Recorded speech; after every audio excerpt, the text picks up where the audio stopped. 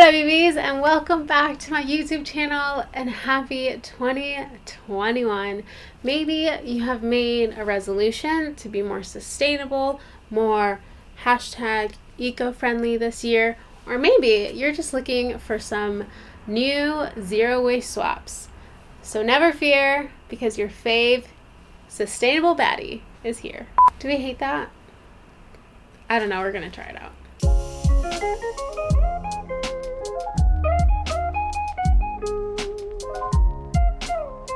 Are you alarmed by the melting ice caps? Are you feeling hopeless about your carbon footprint? Do you feel like the world is ready to implode at literally any second now? Because same. Maybe you don't know where to start, maybe you're a beginner into sustainability, or maybe you just want to do the absolute bare minimum while still doing something. We've all been there. Here are some of the easiest sustainable swaps almost anyone can make. If you are walking into 2021 without one of these, we can't be friends. Did you know that in the 1980s, water first appeared on the New York Fashion Week catwalk? And then soon after that, it was advertised as being good for the skin and hair and overall better than tap water. Fast forward to 2016 and water bottle sales surpass soft drinks in the US for the first time. Globally, 1 million water bottles are sold every minute. That literally hurts my heart just saying it. The plastic pollution in the ocean is abysmal, but whatever plastic bottle actually makes it to the landfill, it's not going to degrade for 450 years at least. So consider this your friendly reminder to drink water, but also refuse plastic bottles.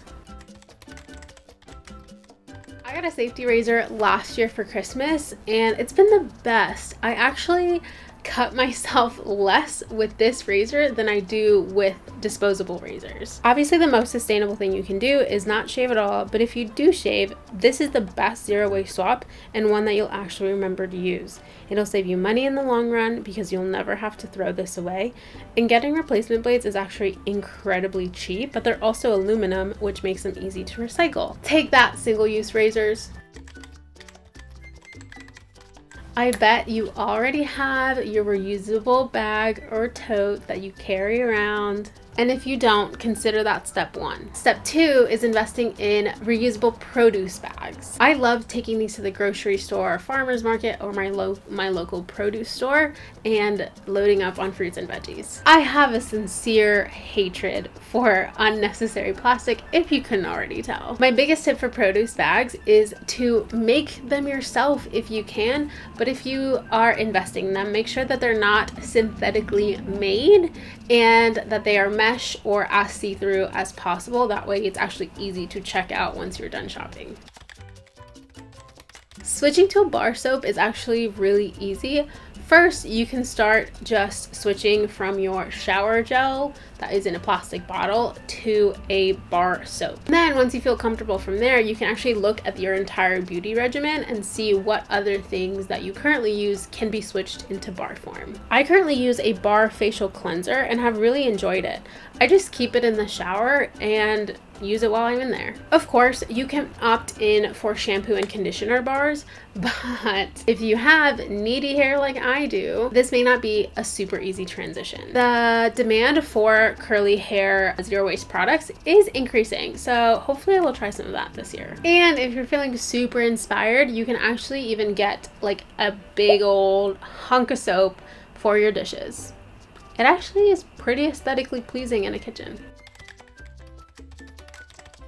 I'm not entirely sure where I got the idea that every single type of load needs to be washed in different conditions when that's actually not the case at all. For the last year or so, I've been washing all of my clothes in cold water. An estimated 75 to 90% of all the energy your washer uses actually goes to warming up your water. So switching to cold water can lower your bill and your energy use. Along with this laundry tip is air drying your clothes. Here in the UK, at least all of the people that I know don't actually have dryers and automatically have to air dry their clothes. But if you do have a dryer, just opt out. Air drying your clothes will actually extend the life of your garment. The harsh heat actually is not great for the fabric.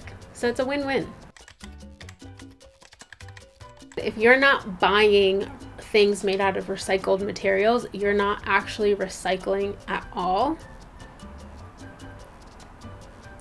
If you put a cardboard box in the recycling bin, but that cardboard box is not made out of recycled materials, you're not actually participating in recycling. You're just in one part of it. You're not actually contributing to the circular system that recycling is supposed to be. So that's why in the Dre household, we opt in for sustainable toilet paper. It's good for your bum and the planet.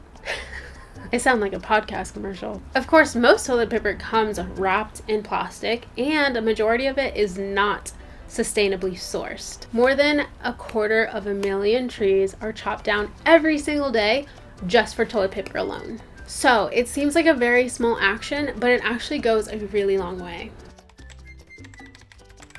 One of my favorite things to do is visit my local zero waste shops. But you don't have to have a zero waste shop near you to buy in bulk. You can visit a farmer's market or a local health food store to buy lots and lots of dry goods without any of the plastic. You can bring your own container or reusable bag and just pay by the weight. You get to cut out plastic altogether, plus it looks great in any kitchen. Your first instinct might be to buy a buttload of glass jars that look identical and pretty, and I'm here to tell you why you don't need to do that. Aside from thrifting cool containers and getting them secondhand, you can be just like me and eat enough of the same pasta sauce until you have all the containers that you need. Y'all know this would not be a Dre video if I didn't include something about climate justice or social justice. I'm swapping a lot of like my self-help traditional nonfiction books for books that teach me more about how the climate crisis affects all types of people all over the globe. The climate crisis is being most felt by people who actually contribute to it the least. And it would be silly for me to sit here and talk about clean water, zero waste shops, without also acknowledging that things such as food apartheids exist, food deserts exist. Even in the US, there are many places where there is not safe drinking water. A really easy and good start is this book by Mary Robinson. She herself is a white woman, but she shares a lot of experiences from different BIPOC people from all over the globe, and it's also like less than 150 pages. That is all that I have for you today, my friends. I hope you enjoyed this video, and if you're still here, please remember to give it a thumbs up and don't forget to subscribe. It actually really helps me grow this channel. It means so much that you're here. Thank you so much. And of course, you can follow me on Instagram at Andrea_Caterina. You can get daily content there about my life, sustainability, slow fashion, and of course, social justice. Happy 2021, mi gente. I will see you guys next week with a brand new video. Bye.